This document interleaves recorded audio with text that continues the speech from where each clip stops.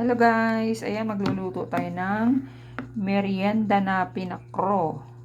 Lutong Bicol, pinakro na kamuting kahoy. So ayan, bumili tayo ng isang pirasong mahaba na kamuting kahoy. Ayan, yan lang ang binili ko kasi ako lang naman ang kakain yan.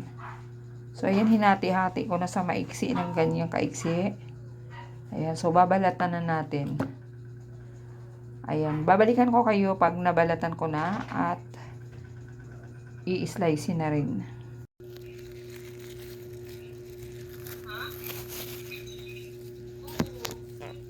So ito na guys, ilagay na natin yung pangalawang piga na gata. Ito yung magpapalambot sa ating kamuting kahoy hanggang ilagay na natin mamaya ang purong gata. Ayan, lalagyan, tatakpan na natin at isasalang ang ating kaserola. So ayan guys, halos matuyuan ang ating unang gata, unang piga. Ayan.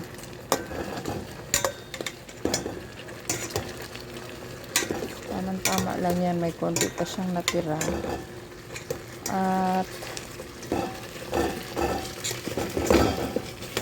ayan.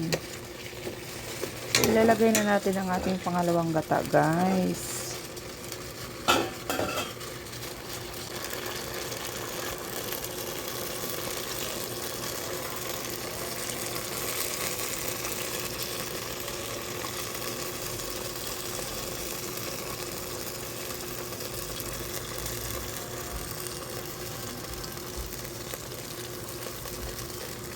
Lagyan natin konting asin.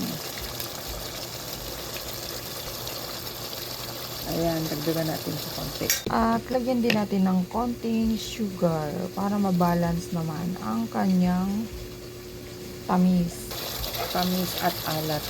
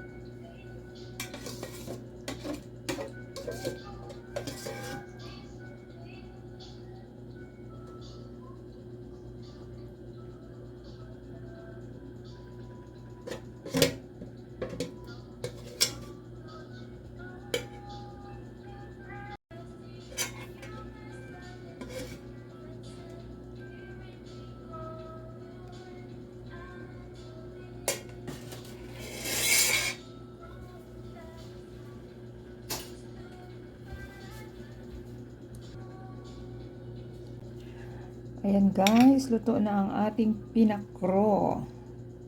'Di ba? Masyado siyang magata. Hindi tinipid sa gata. So ayan, subukan nating tikman natin.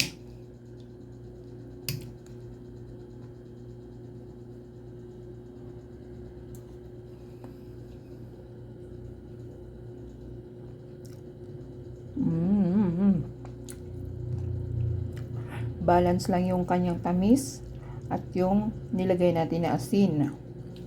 So, ang sarap nito sa kape. Tara guys, let's eat.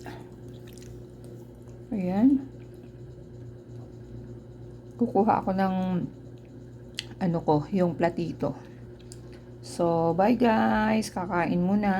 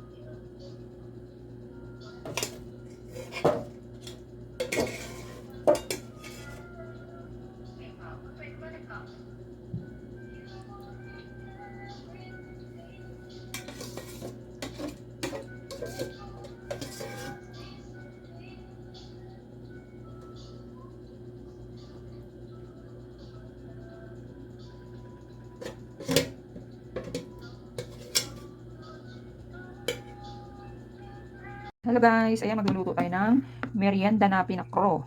Lutong Bicol, pinakro na kamuting kahoy. So ayan, bumili tayo ng isang pirasong mahaba na kamuting kahoy. Ayan, yan lang ang binili ko kasi ako lang naman ang kakain yan. So ayan, hinati-hati ko na sa maiksi ng ganyang kaiksi. Ayan, so babalatan na natin. Ayan, babalikan ko kayo pag nabalatan ko na at i-slice na rin. So ito na guys, ilagay na natin yung pangalawang piga na gata. Ito yung magpapalambot sa ating kamuting kahoy. Hanggang ilagay na natin mamaya ang purong gata. Ayan, tatakpan na natin at isasalang ang ating kaserola.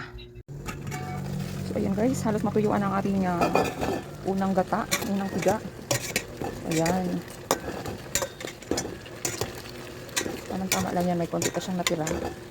At ayan. Ilalagay na natin ang ating pangalawang gata guys.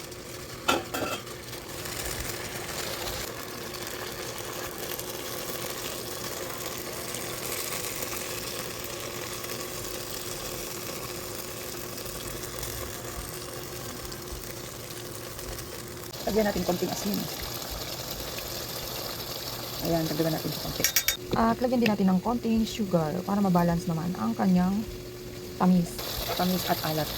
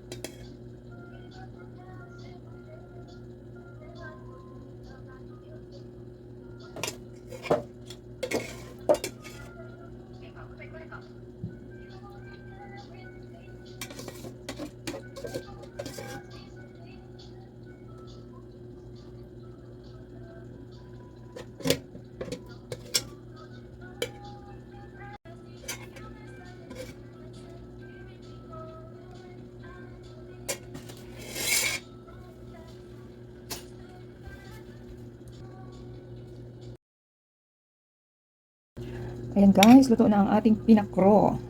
Diba? Masyado siyang magata. Hindi tinipid sa gata. So ayan, subukan natin. Tikman natin.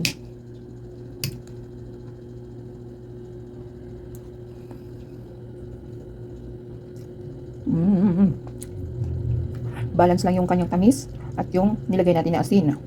So ang sarap nito sa kape. Tara guys, let's eat. Ayan. Kukuha ako ng yung platito. So, bye guys, kakain muna.